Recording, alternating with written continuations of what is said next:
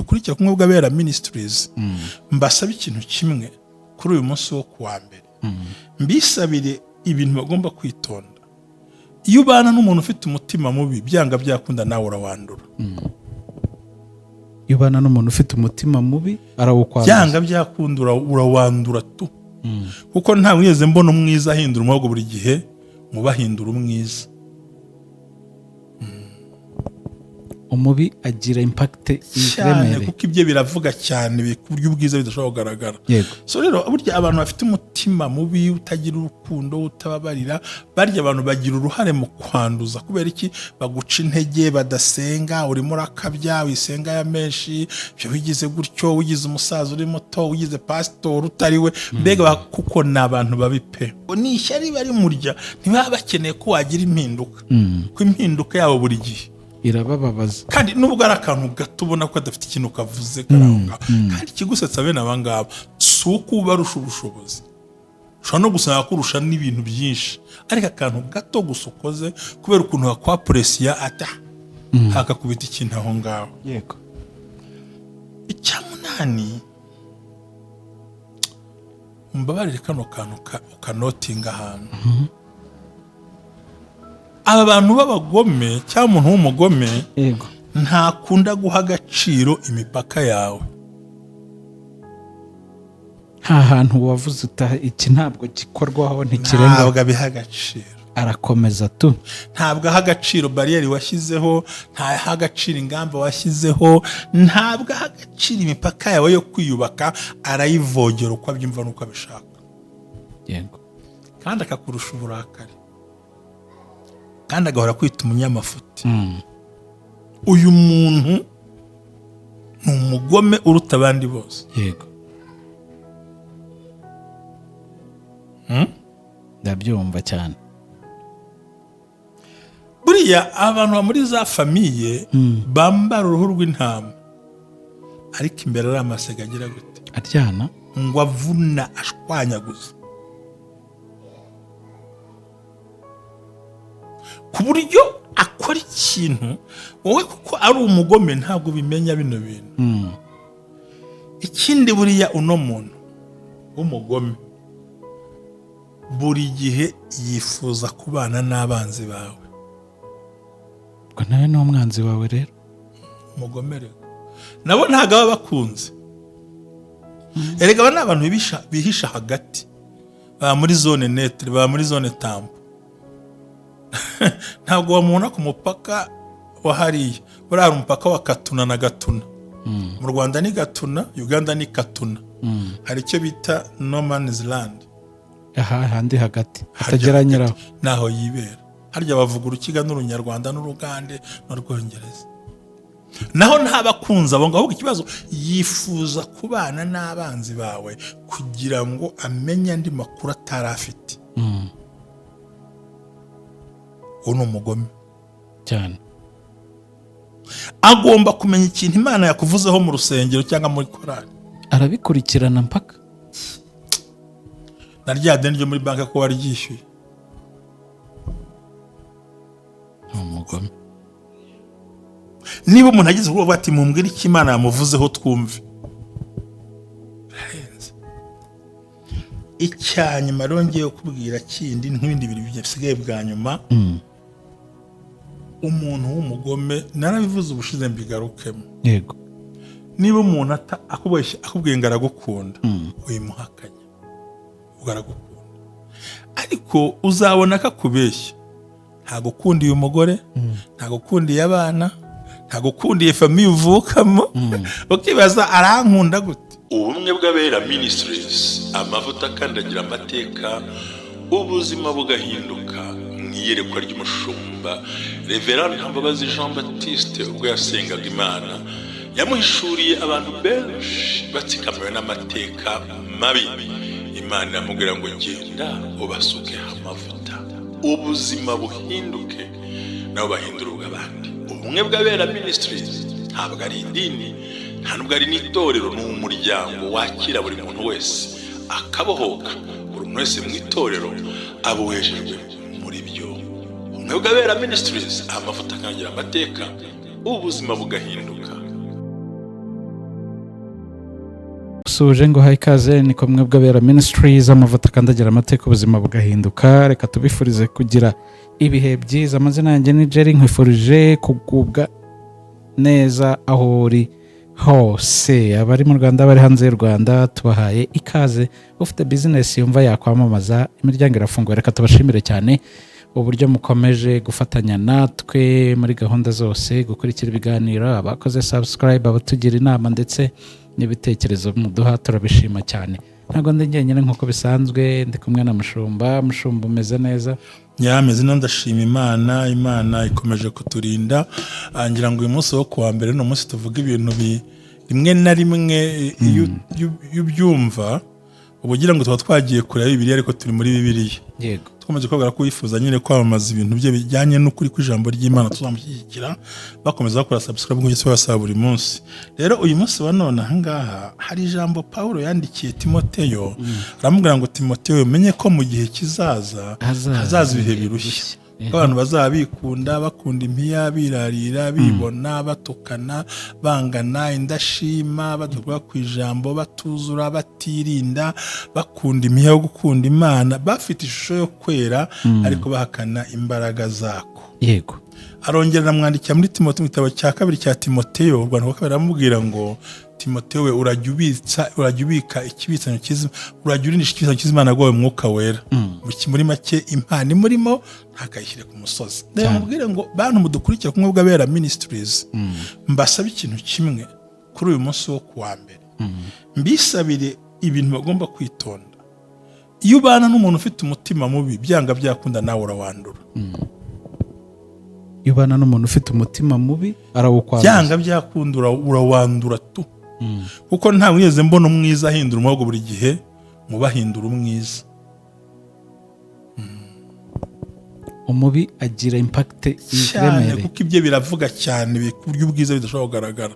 So rero burya abantu bafite umutima mubi, utagira urukundo, utababarira, barya abantu bagira uruhare mu kwanduza. Kubera iki? Baguca intege, badasenga, urimo urakabya, wisenga ya menshi, byo wigize gutyo, wigize umusaza uri muto, wigize pastor utari we, mbega kuko ni abantu babipe, bikunda, birarira, bibona, batukana, indashima, abanyarugomo, amoko byose niki ngo bishimira ibyago by'abandi, bishimira ibyaha. Ndetse abwira na Timoteyo ngo kandi mu minsi izaza ngo bazigwiriza abigisha bahuje n'irari ryabo, bafite inkovu z'ibyaha nk'iz'ubushye.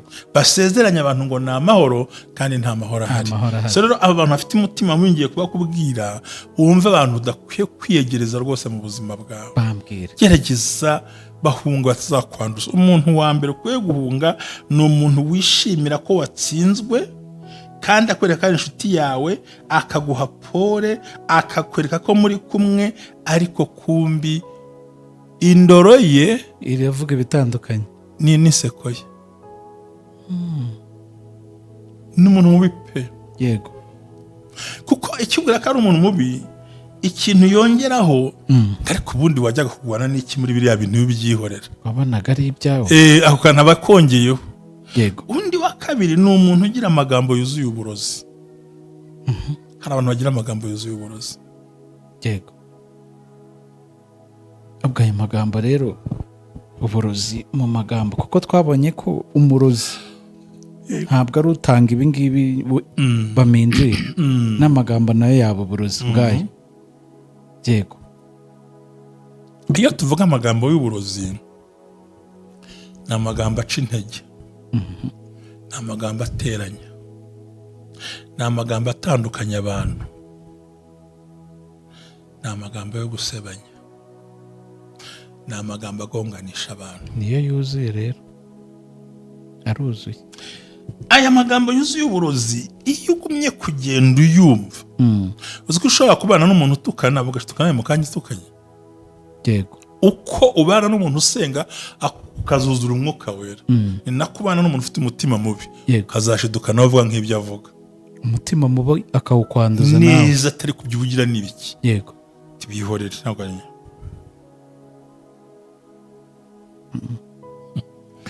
Undi muntu mubi ukwiye kwitondera cyane. Ariko sinzi niba ubizi bino bintu. Ni umuntu muhura mutaragira ijambo muvuga, ukabona atangiye guseka,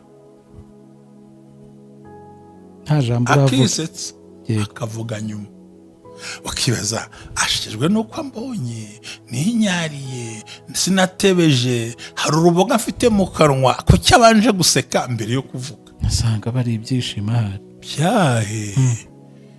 Abagome bambaye ingutiya ndende n'abagabo bambaye ijinisi b'abagome n'abantu bikamufura burya barihinduranya.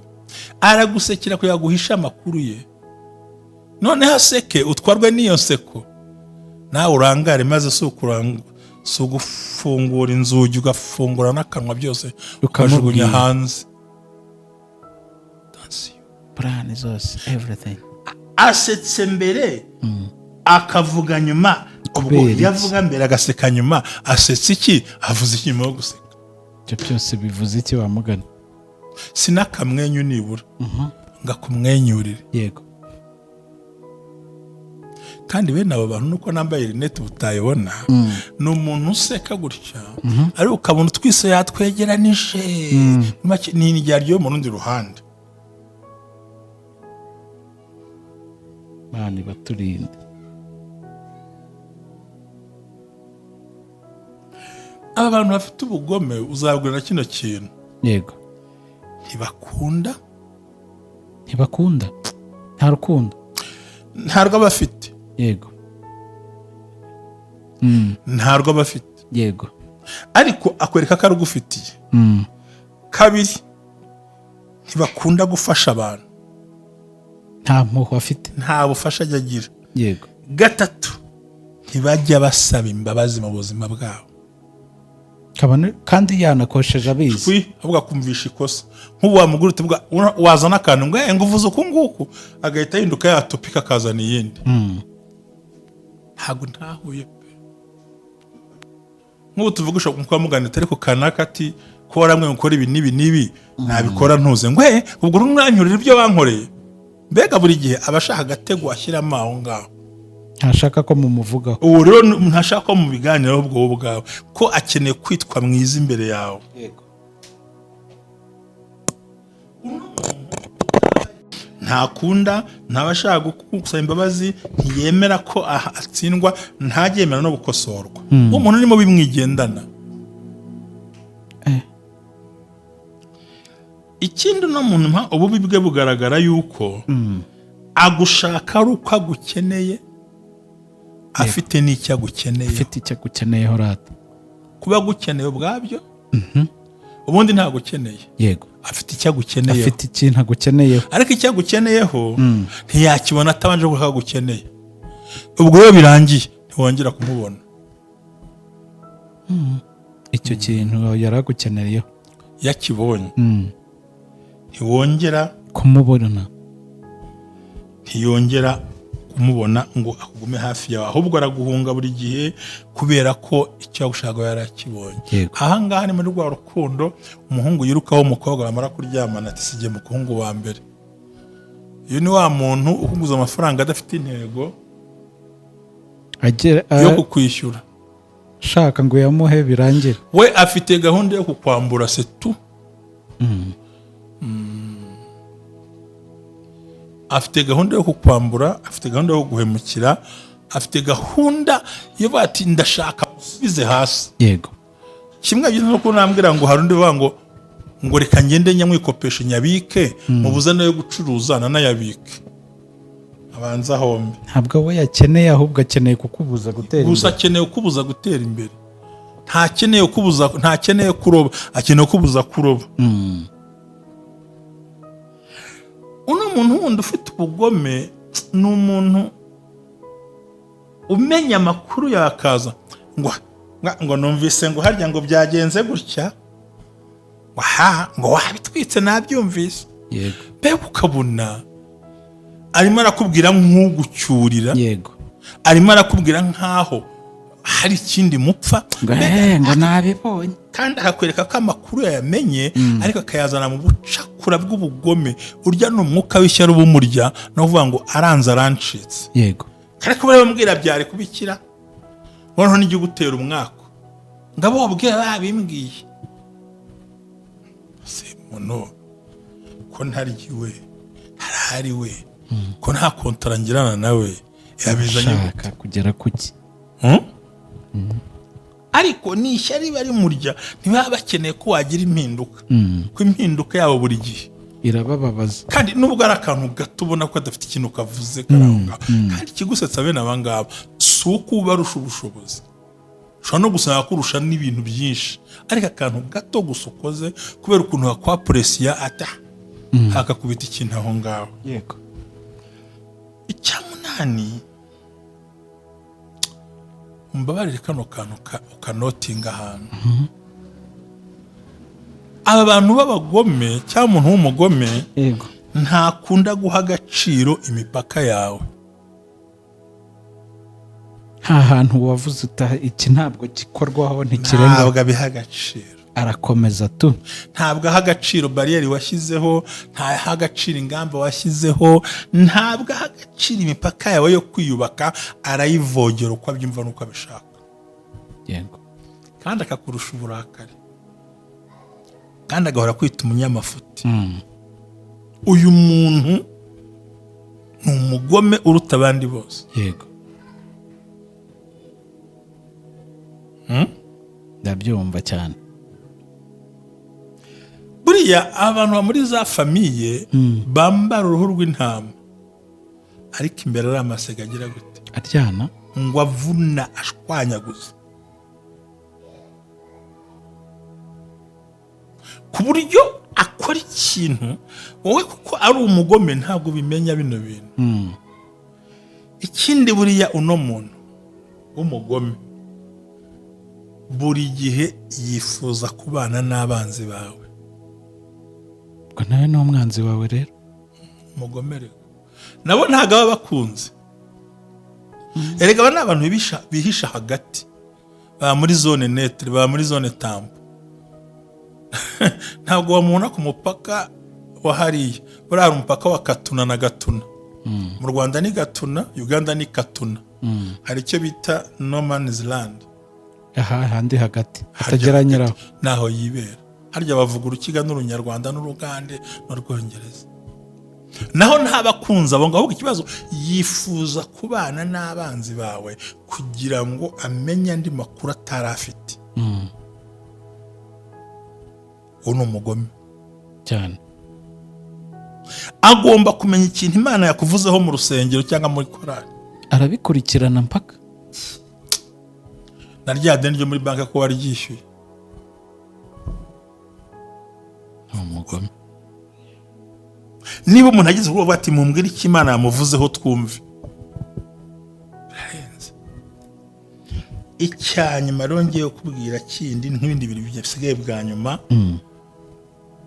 umuntu w'umugome narabivuze ubushize mbigarukemo yego niba umuntu akubwiye ngo aragukunda wimuhakanya ugaragukunda ariko uzabona ko akubeshya ntagukundiye umugore ntagukundiye abana ntagukundiye famiye uvukamo ukibaza arankunda gute ukunda igiti ukanga amashami yacyo ikibazo icyanyuma rero bano bantu umuntu ubika inzika aba ari umugome ukagendana ngo nacyagihibuka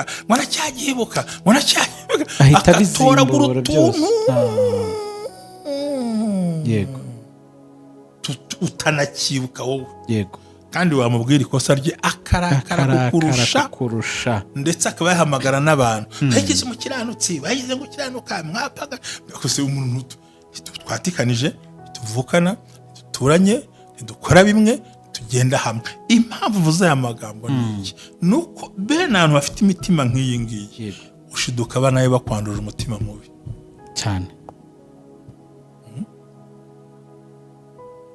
bakwanduza umutima mubi ariko ibaze gufasha umuntu ukamuha akantu ngo utu dufaranga ari two mpaye ayo nyine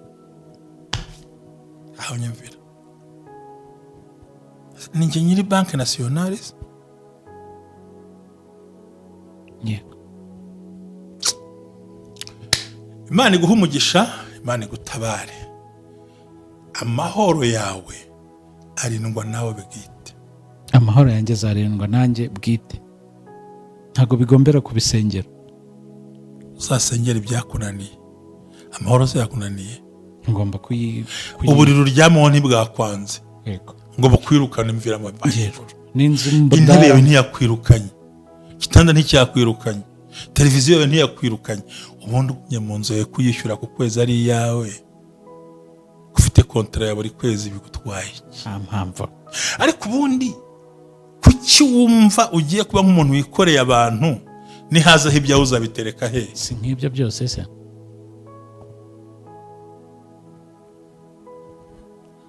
umurikiwe n'undi arayoba, yego, uwimurikiye ntayoba, akura kumvise. ndakumvise. Wabonye ko iyo umurikira umuntu ahubwo ngo simpabona, kuko burya iyo umuntu arimo kumurikira ahubwo niwe aba yimurikira. Yego, nabyumvise. ngo murikira nsonga ubugari, amurika aho ashaka, wamurika harimo areba, waho ukeneye se ubona, ngo nyerekeza, ngo nawe gerageza gutwara urumuri rwawe, kuko uzamurika aho ureba, uza aho urwerekeza, naho undi ugufitiye urumuri azamurika aho areba, kandi aho areba si ho ureba. yego, niyo mpamvu abantu benshi bahushije, barahushije pe, bakweretse amabono ntibakwereka umutima, kandi bari biboneye umutima babona nyashi, nyashi zirakunyashura. yego se, ni ukuri, kuko urumuri rwamuritse kuri nyashi kandi wamurikiye mu mutima, mu mutima aho bana yagasari ziri kuri nyashi zonyine. we itoroshi ye yamuritse kuri nyashi n'amabere n'ahandi, kandi wamuritse ku mutima, wamuritse no ku muryango. Yego, ati buri urabona uri utagize gutya, ntabwo yagiye kubyara ubu ubwo n'iki ko uzanabyara se ahubwo reka ngasubiremo. Ishimire ko bakumurikiye kubamurikaho bareba ntibamurika aho ureba. Yego, ukaba utakaje intego izakugeza ku ntsinzi. Ni babi rero tuzi icyo uzabakorera abo babi, bari ibiryo barya banywe batahe, batize n'amafaranga bayashaka, ariko wibaho umutima wawe, yego, wibaho ubwenge bwawe, yego, wibaho igihe cyawe. yego, urakoze.